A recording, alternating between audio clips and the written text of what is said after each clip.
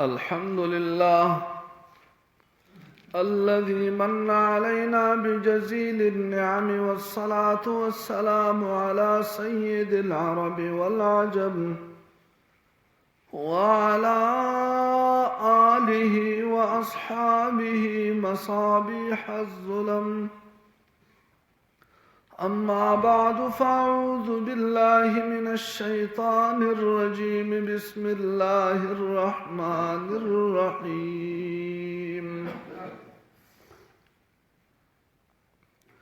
ولما توجه تلقاء مدين قال عسى ربي أن يهديني سواء السبيل.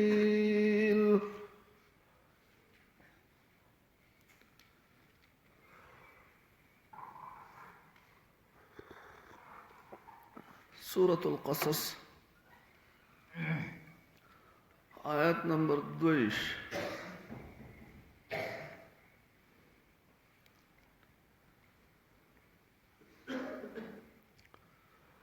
الله أكبر كبيرا. دعوت ورکړه لیکن دې ورکړه تاسو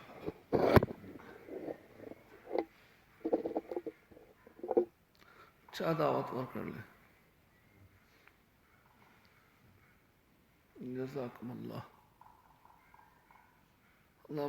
بقایا کسان څه چلو کو د ورځې به موږ څومره خبرې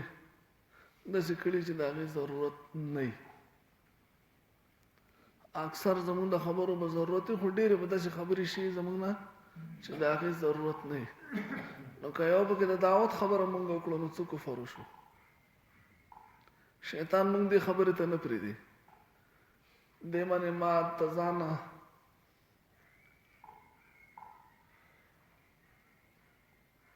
پته نه چې شیخ کاري که نه چې زه دعوت ورکړم ده ته به زه سپک ښکاره شم که څه چل به وشي. بې دړک دعوت ورکړو، ژبه عادت کړو. که موږ دعوت سره ژبه عادت نه کړه دا دعوت ته قیامت نه شو ورکولی. دعوت زموږ د دین حصه ده. نیکۍ طرف ته بلل،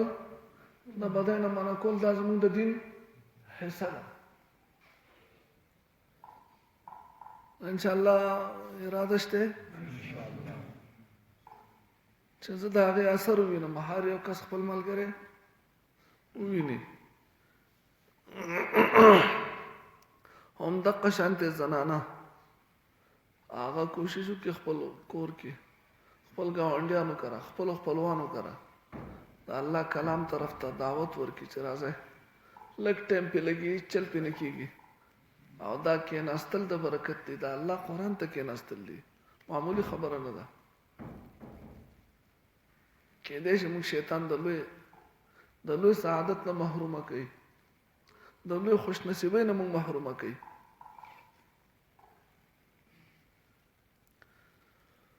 الله اکبر. ذکر برابر دی او غیبت.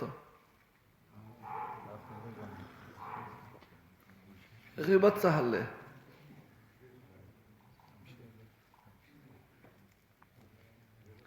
داسې څوک شته چې وایي نن ما یو خاص غیبت نه دی کړی؟ لاس اوچت کړي. غټ دا لاس اوچتوي. ملګری څوک شته؟ پرون مې تا راته وویل چې بس ما بس نه دی کړی. زړه مې کېدو. یاد ساتئ چې د غیبت په وخت کې یو خبره موږ سوچ کړو، الله جل جلاله به موږ تاسو د غیبت نه خلاص کړي. صرف یو خبره موږ سوچ کړو چې دا غیبت چې په دې ټایم کې کوم روان دی که نه، په دې سره سره دا میټر دی آلریډي زما نیکیانې چېرته ځي؟ د چا غیبت کوم هغه له روانې دي. ما به چېرته ذکر کړی، الله دې توفیق راکړي. چېرته به مې په اخلاص 2 رکعته لمونځ کړی، کومې قبول شوي نیکیانې چې دي هغه په له روانې دي. عام نوم نه، عام ذکر نه، کوم چې قبول شوی دی هغه د چا طرف ته روان دی؟ څوک چې زمونږ بدي شي هغه طرف ته روان دی. اگه سړی غیبت د چا کوي؟ چې بدې شي هغه له خپلې نیکیانې ورکوو. که زمونږ دومره سود کېږي خپل د مور پلار غیبت وکړو نو کم سے کم چل بوشي بیا هم حرام دی. که د مور پلار کوي بیا هم حرام دی، خو کم سے کم هغه تبادله داسې ځای کې کېږي چې سړی پرې خوشحاله وي که نه. پوهېږئ زمونږ نو دا سوچ چې په دغه ټایم کې زمونږ راغی، بعضې کسان د غیبت دپاره دلیل دا ګوري چې دا ورته زه مخامخ هم ویلی شم. دا غیبت نه دی، دا خو چل کومه، دا ورته زه مخامخ هم ویلی شم. ته چې مخامخ ویلی شي نو تا د غیبت نه زیات ګناه وکړو. کومه خبره چې ته مخامخ کوې هغه ته داسې خبره چې د هغه یا به له پیغور ورکوي یا به د هغه زړه ته تکلیف رسوي یا به د هغه یو عیب هغه ته ښکاره کوي. غیبت خو دې ته وایي که نه چې هغه یو بد کړي ته ورته ښکاره کوي چې تا دا کار کړی دی. د بل مسلمان بد او د هغه عیب هغه ته مخامخ ښکاره کول یا پیشي شا ویل، په دې دواړو دپاره الله جل جلاله په جهنم کې یوه کنده تیاره کړې ده. نو د غیبت په دوران کې زموږ سوچ دغه طرف ته لاړ شي چې زه څه چل کومه، په دې ټایم کې زما نیکیانې هغه طرف ته روانې دي، هغه که چېرته ګناه کړی نو هغه په خپل سر ږدم. ولې مفتو سودا کوو؟ په دې غیبت باندې فایده موږ څه وکړه؟ مثال په طور د غټ د 80 کالونو عمر زیات دی، داسې مثال به او دا 80 کاله د غیبت وکړو، دا 80 کاله او د 40 کاله د غیبت وکړو، دته د دې غیبت نه 15 روپۍ فایده میلاو شوې ده. د ده په دې دنیا کې څه ترقي شي د غیبت په وجه باندې، ده ته خلکو ښه سړی ویل دي، صفت یې کړلی چا، اخر په دې غیبت کې فایده کومه یوه ده؟ او د چا چې غیبت کړلی هغه ته بې دومره نقصان رسېدلی. نور موږ څه چل کوو چې د چا غیبت کوو هغه ته پرې نقصان نه رسي او ما ته پرې فایده نه رسي، او چا ته چې کومه هغه ته پرې نقصان نه رسي، فایده ورته نه رسي، اخر زه څه شي له کومه؟ خپل تاوان کومه اوس پوچه. خوند دی پکې، د وخت لږ غونې خوند دی که نه، خپل د زړه د تسکین دپاره زما زړه ته پې ارام میلاویږي د پلانکي سړي بد خلکو ته ووایم. بس کوو که نه بس کوو؟ لوز دی انشاءالله. بعضې کسان غیبت کوي، هغې دپاره شیطان به دلایل ګوري، ځکه ټولو کې سختترین ګناه دی. ګورئ نبي کریم صلی الله علیه وسلم فرمایي د زنا نه سخت ګناه دی غیبت. الغیبت اشد من الزنا، د زنا نه سخت دی، څه ګپ نه دی، څه ټوکې نه دي. نو شیطان موږ په دې باندې اخته کوي چې دا سخت ګناه دی او په مفتو کې درته میلاویږي، ښه په قلاره باندې ناسته ځانه ګناه پې ولې نه کومه؟ شیطان خو غواړي ده که نه. نو بعضې وخت کې چې ته سړي ته وایي چې غیبت مه کوه، نو هغه د غټ د شانې وایي چې د دغه تلاقي دپاره ویمه که نه، د ده دپاره ویمه چې داسې نه کولی. داسې وایي خلک که نه وایي؟ یو سړي خیرخواهي کوي او د خیرخواهۍ په بنیاد د هغه غیبت کوي. پوهېږئ تاسو؟ لکه دته اوس ګوره ټک کار نه کوي، نو څه ته خدای دې غر که سهار نه تر ماښامه دغلته ناست دې ځای کې ناست، یو ځای کې دوکان کې ناست، بل ځای کې ناست، خبرې کوي، مزدوري ول نه کوي، ځانه چېرته داسې وکړه ټک کار دی بالکل نه کوي، نه لمونځ رکعت کوي نه داسې کوي. که ته ورته ویل که غیبت مه کوه، نو د ده دپاره ویمه که نه، هېڅ چا دپاره یې مه وایه. که هغه ته ښونه کوي د هغې جدا دین نوم ته طریقې ټولې ښودل دي. که ته د هغه خیرخواهي کوې نو غلی لاړ شه، هغه له دعوت ورکړه، په ارام لاړ شه، هغه پسې کور ته لاړ شه، ښه د عزت او د احترام. ته اوس ما ته لګیا نو زه څه چل وکړم؟ زه هغه دپاره وایه چا ته؟ ما ته وایه، خپل زړه ته شئ. او چې سړی وایي غیبت مه کوه، نو څه چل؟ هر یو ته شیطان دا بانه جوړه کوي، هغه دپاره لګیا یم. زما پکې څه دینانه دي کوي، خو زه د هغه دپاره لګیا یم. نو د هېڅ چا دپاره به غیبت نه کوم انشاءالله. شین دادا ستا د ملګرو څه خیال دی؟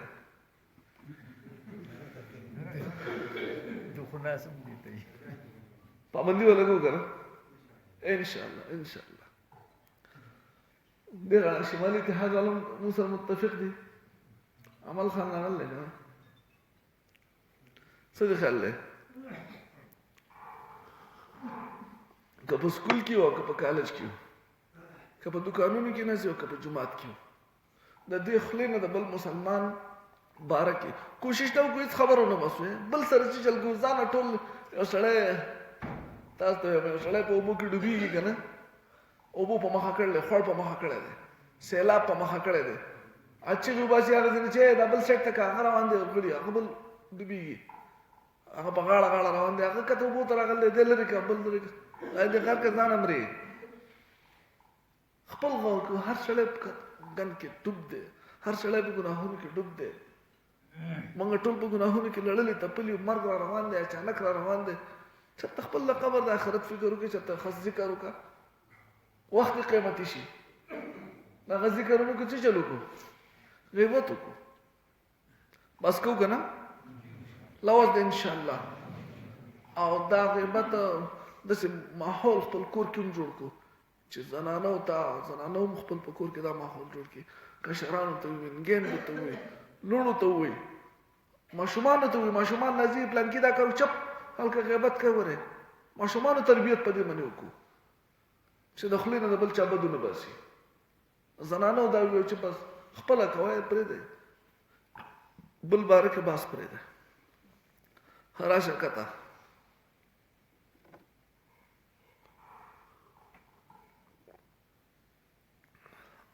حضرت موسی علیه السلام نه دغه ځای نه ووت مصر نه ووت هجرت یې وکړو چېرته لاړ پته ورته نشته چېرته ځم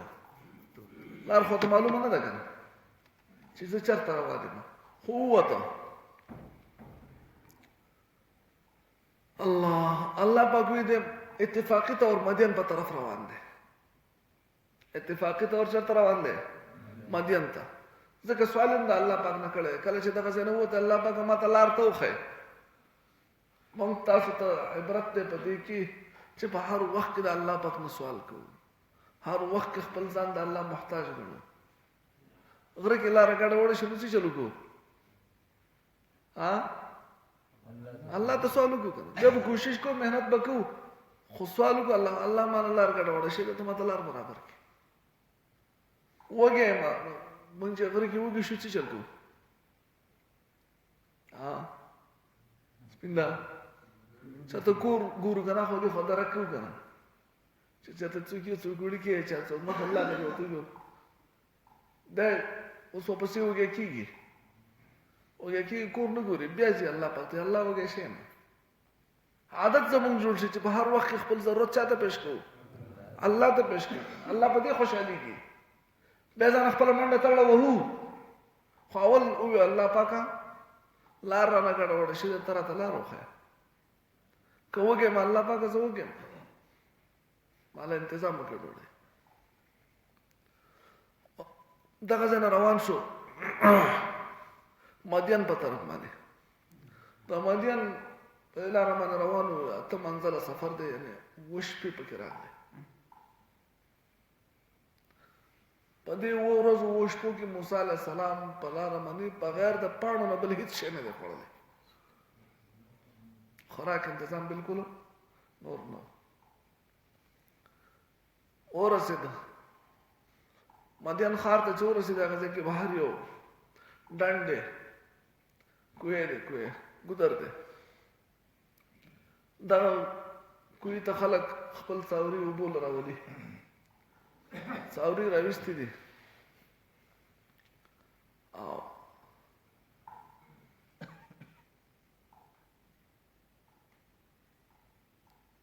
اوبه کوي یو دوی جنکۍ هم دغلته ولاړې دي او هغو سره خپل څاوري دي ګډې بېزي دي که څه شی دی هغه د دې نورو څاورو نه منیکۍ د دې اوبو د څښلو نه منیکۍ سایډ ته ودرولې دي ساري کړي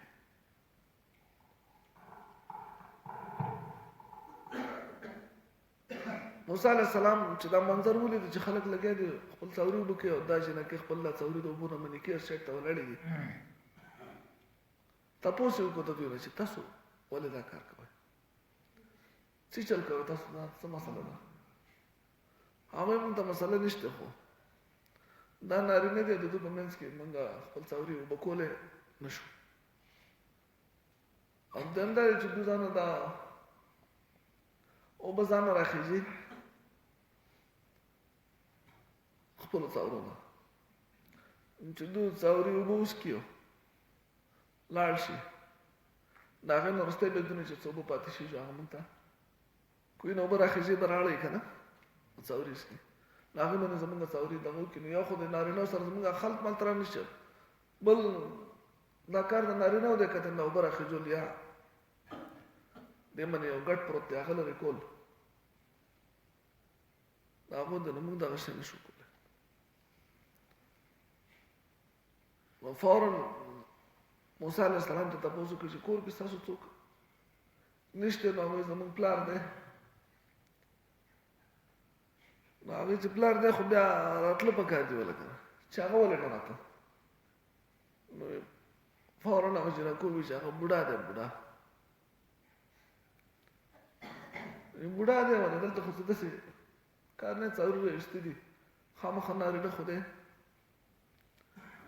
کبیر ډېر بوډا دی ضعیف العمر دی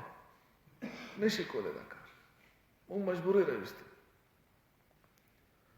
موسی علیه السلام خلک اخوا دې خوا که نو خو پیغمبري طاقت الله ورکړی که نه د یو پیغمبر له الله پاک د څو جنتیانو طاقت ورکړی یو جنتي له څو پهلوانانو طاقت ورکړی پیغمبر له الله ډېر لوی طاقت نو دې کې دوه قول راځي دا دي چې دغه اوبو دا بوکه چې ورنه دا ډېره درنه وه دا به لس اته کسان جمع شو هغه بوکه به وغورځوله غټه بوکه وه نو هغو به یې په شریکه راوخېږله او دې خوا به یې واړوله موسی علیه السلام هغه سړي اخوا دې خوا کړه بول کېده په خپله لاړ هغوی دې مونږ نه پوه کړو نو بوکې سره څه چل کوي یوازې هغه بوکې ته اړم شو هغه بوکه ټوله راوخېږله واړوله دوی ته خپل څاوري ته منع کوي جنکو ته یې څاوري دی هغه نورو سړي څاوري ته په زور منع کړه او د دوی څاوري اوبه کړه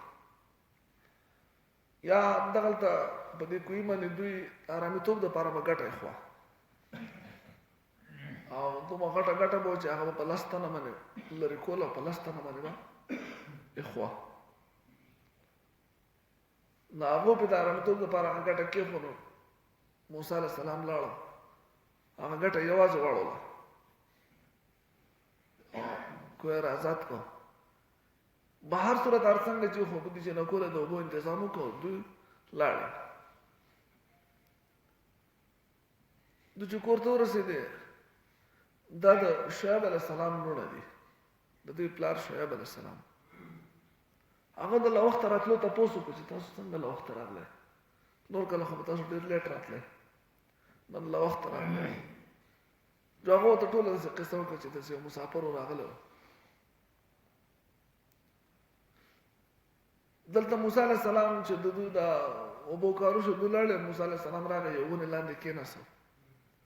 هلته لاسونه الله پاک ته اوچت کړه چې الله پاکه ته چې ما راته خیر راکړې نو هغې ته زه اوس ډېر محتاج یم یعنې د ډوډۍ د غوښتو په عجیبه انداز باندې ځکه وږی شی دی که نه ته چې ما راته خیر راکول غواړې نو هغې ته زه اوس نو ته ډېر ضرورت دی دلته موسی د شعیب علیه السلام لوڼو خپل پلار ته قصه وکړه چې دغسې سړی و ناشنا و مسافر و او هغه زموږ اوبه هم ډکې کړې سړي مونږ ناپله کړو زموږ څاورو باندې د اوبو څښلو کې هغه زموږ امداد وکړو او هغه مونږ ځکه له وخته راغلو نو پیغمبر دا شان دی چې د سره هر مسلمان شان ته پکار وي خو پیغمبر خصوصا چې هغه سره څوک ښه وکړي نو هغه د هغه ښو بدله ورکړي نبي کریم صلی الله علیه وسلم فرمایي چې تاسو سره څوک ښه وکړي نو تاسو هم د هغه د ښو بدله ورکوئ که نور په هېڅ نشي کېدی په دې باندې خامخا ورته وایي چې جزاک الله خیره الله دې تعالی بهترینه بدله درکړي خو یو سړی هغه سره ښه وکړي هغه هغه سوټي که نه هېڅ غږ ونه کړي من لم یشکر الناس لم یشکر الله څوک چې د انسان شکر نشي ادا کولی دی د الله شکر هم نه ادا کوي نبي کریم صلی الله علیه وسلم سره به چون چا څه ښه کول نو هغه به هغه له د هغې بدله ورکوله الله اکبر کبیره.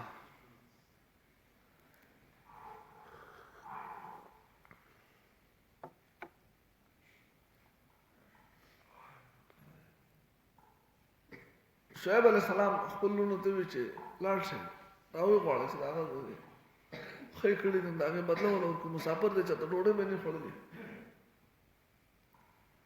لاړ شي راوله هغه یو جن راغله او موسی علیہ السلام ته ډېر په پردې په حالت کې حالانکه په دغه وخت کې پرده فرض نه و خدا شرافت طبيعي شرافت هغه زنانه چې هغه طبيعي شریف هغه د نارینه نه پرده خامخ کوي که پرده فرضي او کني خدا هغه په ذهن کې د نارینه او د زنانه یو ځای کېدل دا د طبيعت خلاف دي دا د شرافت خلاف دي دا ډېر په حیا سره په پردې سره راغله او موسی علیہ السلام ته چې زما پلار ته आवाज کوي تا چې موږ سره کوم څه کړی دی دا کې پوجا مده تعالی څه بدل راکړي موسی علیہ السلام دلته وګورم د بدلی د پاره نه خود د دعوت د پاره یا کم سے کم انسان وګي او بل کس ول دعوت ورکړي نو لاړ شي کډوړې د پاره ته له خبر صورت لاړ هغه ته ملاو شو هغه ته ټوله قصه وکړه چې دا څه چل فرعون د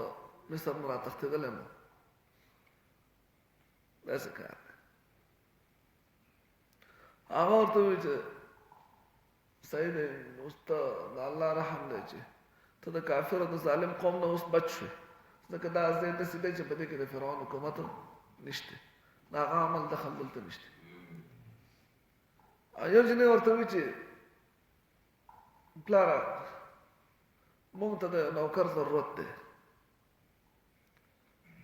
نو که دې په نوکرۍ باندې ونیولی شي نو دا ډېره زیاته مناسب خبره ځکه چې په دې کې دوه داسې صفات دي چې هغه په نوکر کې پکار دي چاته چې عہده ملاویږي نو هغه کې دا دوه لازمي صفات دي چې دا پکې پای هغه دواړه په طریقه اتم په موسی علیہ السلام کې موجود دي ان شاء الله دې باندې باسو کو بیا خو یو صفت په دې کې دا چې د طاقتور دی او نوکر سره په ګور کې ساتي هغه د خدای عزت چانچي پانچي کنه نو ضرورت د نوکر د بار چې کوم کس ته ډیوټي ولا کیږي نو هغه کې د اهلیت ای طاقت پکې صلاحیت پکې نو د طاقتور دی نوکر کول شي کمزور نه دی مریض نه دی او دنده چې د امانتدار دی کوم سړی چې نوکر ساتي یا چانه څه خدمت اخلي نو هغه امانتدار لازمي پکاري ځکه چې هغه د په مال کې ګوتې وهي چې هغه امانتدار نه هغه د خیانتدار کس بیا ځان سره پاتې کول یا هغه په نوکرۍ اخیسته یا هغه له عہده ورکول هغه له نوکري ورکول دا ناجیز دي امانتداري د دې وجه نه وي چې موسی علیہ السلام چې دغه ځای نه راته ته دغه ډنډ د شعیب علیہ السلام کور ته راته د جنې ته وایي چې ته زما نه شاته راځه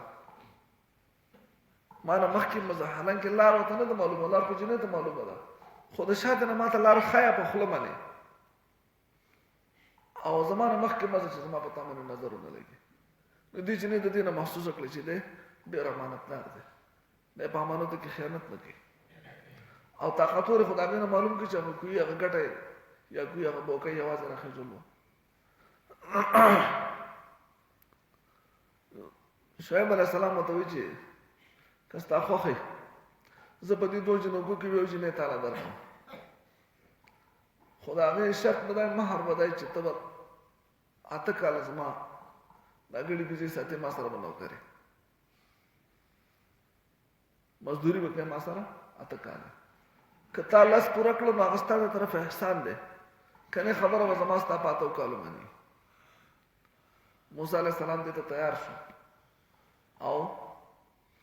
آپس کې دا یوې جنې نکاح د موسی علیہ السلام سره شو موسی علیہ السلام دغلته د شعیب علیہ السلام سره 10 کاله وست الله اکبر ولما توجه کله چې مخامخ شو تلقاء مدین طرف د مدین ته قال وی موسی علیہ السلام عسى ربی امید دے چې زما رب ان يهديني وخيمات سواء السبيل نغلار ولما ورد ماء مدين هر کله چې ورسید عبود مدین ته وجد عليه امه ولد دغلت خلق یو ډله من الناس د خلقنا يسقون چې څاورو له اوبه ورکولې ووجد بيمند من دونهم داوینا آخوا امرأتين دو خزی تزودان چې خپل څاوري من کول دوبونا قال موسی علیہ السلام ما خطبكما تاسو دواړو لسی چلے څه مسله ده ستاسو د دواړو قالتا اویدی دواړو خزو لا نسقي مونږ په څاورو وبنسکو حتى يصدر الرعاء ترڅو چې واپس شینی د شپن کی د دې بيزو والا دا واپس شینی هغه پر موږ وبنسکو وابونا شيخ كبير او پلار زمونږه بوډا دې ډېر زیات ضعیف العمر دې فسقا لهما پس ویس کولین د دوی د پارا بساورو باندې وبو ثم تولى الى الظل بيسور تلال فقال وی ربي اے رب زما اني يقينا ظالما انزلت دها صد پارا چته نازلې الی زما طرفتا من خير خير فقیر محتاج وګه مقصد د خبر دا چې چلې فجاءته احداهما پسراغلا یو په دې دواړو کې دتا تمشي على استحياء ان چتلا په حیا سرا قالت وی ان ابي يدعوك يقينا زما پلار تا आवाज کی لیجزیک چې بدل در کی تعالی اجر ما سقیت لنا مزدوری د هغه چې تاسو موږ د پاره وبس کولې دي فلما جاءه هر کله چې لاړ سليمان عليه السلام د پلار د دوی ته وقص عليه القصص بیان وکړه ټول قال شعیب عليه السلام لا تخف ميريگا نجوت من القوم الظالمين